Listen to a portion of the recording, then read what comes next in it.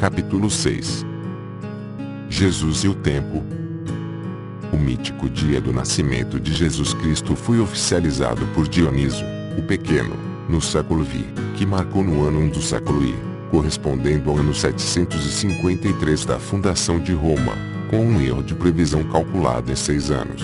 Para chegar a essa artificiosa fixação, serviu-se de diversos sistemas de cálculo. Calvísio e Moestrin contaram até 132 sistemas e Fabrício arredondou para 200.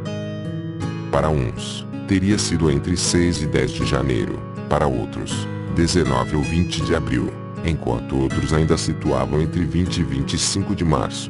Os cristãos orientais determinaram a data entre 1 e 8 de janeiro, enquanto os ocidentais escolheram a 6 de janeiro. Em 375, São João Crisóstomo escreveu que a data de 25 de dezembro foi introduzida pelos orientais. Entretanto, antes do ano 354, Roma já o havia fixado para esta mesma data, segundo o calendário de Bucer. Essas diferenças foram o resultado da preocupação da Igreja em fazer com que o nascimento de Jesus coincidisse e se confundisse com os dos deuses solares, os deuses salvadores, e especialmente com o deus Invictus, que era Mitra, e era justamente ao mitrasmo que a religião cristã pretendia absorver. No dia 25 de dezembro todas as cidades do Império Romano estavam iluminadas e enfeitadas para festejar o nascimento de Mitra. A preocupação de ligar o nascimento de Jesus ao de Mitra denota o artificialismo que fundamentou o cristianismo. Foi a divinização do Deus dos cristãos às custas da luz do sol dos pagãos.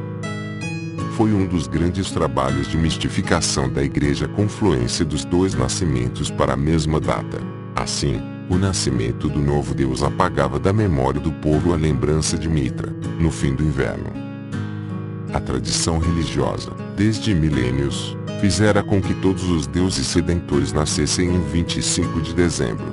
Quanto ao lugar de nascimento de Jesus, disseram ter sido em Belém, para combinar com as previsões messiânicas que, fazendo de Jesus um descendente de Davi, teria a adesão dos judeus incautos.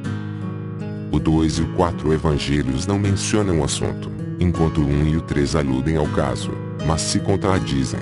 Uns dizem que os pais de Jesus moravam em Belém, enquanto outros afirmam que eles ali estavam de passagem. Essa insegurança deve menos-se ao fato de pretenderem ligar a vida de Jesus à de Davi, conforme as profecias. Todavia, isto confundia as tendências históricas ligadas ao nascimento dos deuses solares. A preocupação apologética, contudo, invalidou a pretensão histórica. De tudo isto resultou que a história pode hoje provar que tudo aquilo que se refere a Jesus é puro convencionalismo, e sua existência é apenas ideal e não real.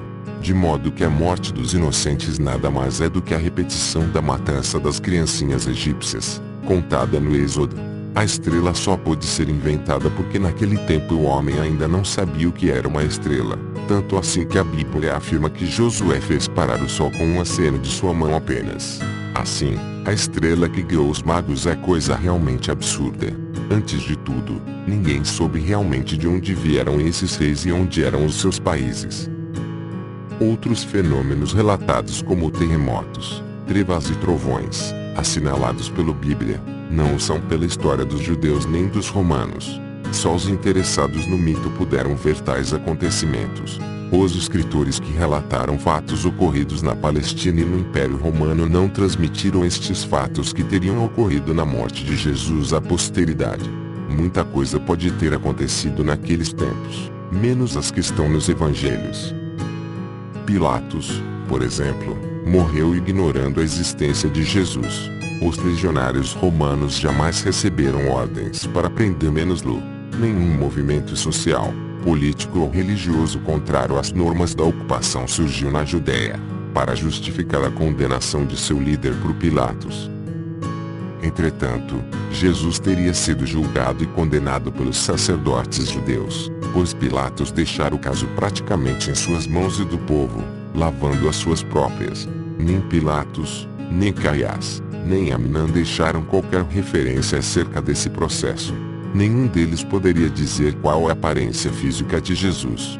Tertuliano, baseando menos em Isaías, disse que ele era feio, ao passo que Agostinho afirmou que ele era bonito. Uns afirmaram que era imberbe, outros que era barbado. Sua cabeleira espessa e barba fechada resultaram de uma convenção realizada no século XII. O Santo Sudário retrata um Jesus barbudo. Nada do que se refere ao Jesus pode ser considerado ponto pacífico. Tudo é discrepante e contraditório. Ora, se aqueles que tinham e os que ainda têm interesse em defender a veracidade da existência de Jesus não conseguiram chegar a um acordo no que lhe diz respeito, isso não é bom sinal. Mo escreveu: desde que se queira tocar em qualquer coisa real na vida de Jesus, esbarra menos-se logo na contradição e incoerência. Por isso, até o aspecto físico de Jesus tornou menos-se discutível, o que ajuda a provar que ele nunca existiu. De acordo com a história, não se pode aceitar o que está escrito nos evangelhos como a prova de sua existência. Também a Igreja não dispõe de argumentos válidos, nesse sentido. A arqueologia, por outro lado, nada encontrou até aqui capaz de elucidar a questão. De tudo isto depreendemos que a existência física de Jesus jamais poderá ser provada de modo irrefutável, e, por conseguinte, é muito difícil ser acatada por homens cultos e amantes da verdade. O romance, as lendas, os contos, a ficção, interessam como cultura, como expressão do pensamento de um povo, e desse modo são perfeitamente aceitos. Entretanto, a apresentação de tais modalidades de cultura como fatos reais, consumados e verdadeiros e como tal serem impostos ao povo, é condenável. A atitude do cristianismo tem sido, através dos tempos, justamente a que nós acabamos de condenar, a imposição das lendas, do romance e da novela como realidade palpável, como fato verdadeiro e incontestável. Em sua vida de Jesus, Strauss diz: poucas coisas são certas, nas quais a ortodoxia se apoia de preferência, as milagrosas e as sobre-humanas as quais jamais aconteceram. A pretensão de que a salvação humana dependa da fé em coisas das quais uma parte é certamente fictícia, outra sendo incerta, é um absurdo, que em nossos dias nem sequer devemos nos preocupar, refutando menos o.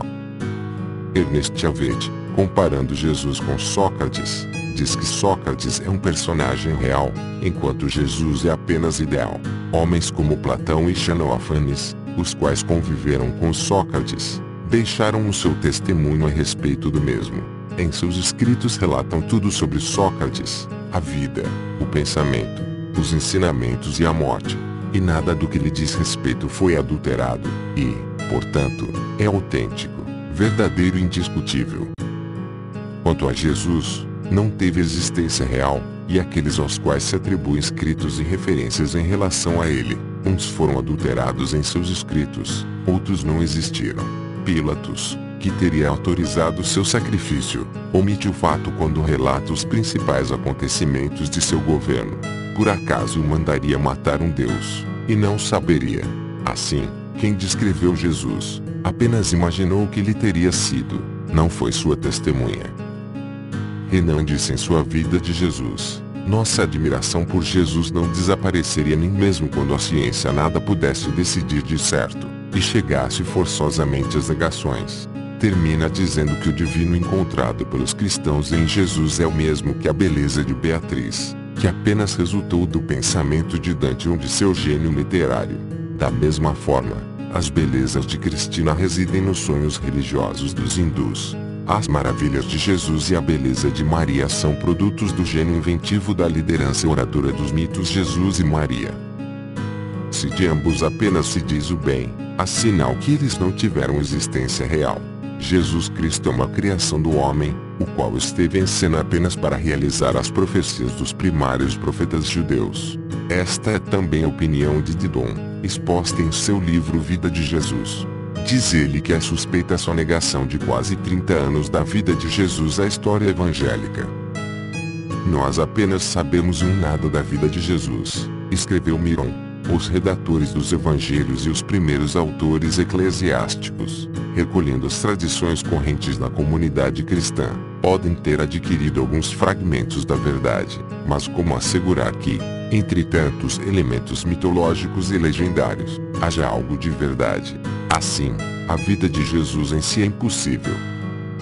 Acontece com Cristo o mesmo que acontece com todos os entes legendários. Quanto mais os buscamos, menos os encontramos. A tentativa feita até aqui de colar na história, de arrebatar as trevas da teologia, um personagem que até a idade de 30 anos é absolutamente desconhecido, e que depois da referida idade aparece fazendo impossíveis humanos, os milagres, é absurda e ridícula. Labanca, em Jesus Cristo, impugna a possibilidade de uma biografia científica de Jesus, baseando-se na inautenticidade dos evangelhos, uma vez que os mesmos não tiveram finalidade histórica, mas tão menos somente religiosa e propagandística. Jesus não está nos evangelhos por causa de sua esquisita divindade, mas porque isso convém aos seus lançadores e aos que ainda hoje vivem do seu nome, como rendoso meio de vida.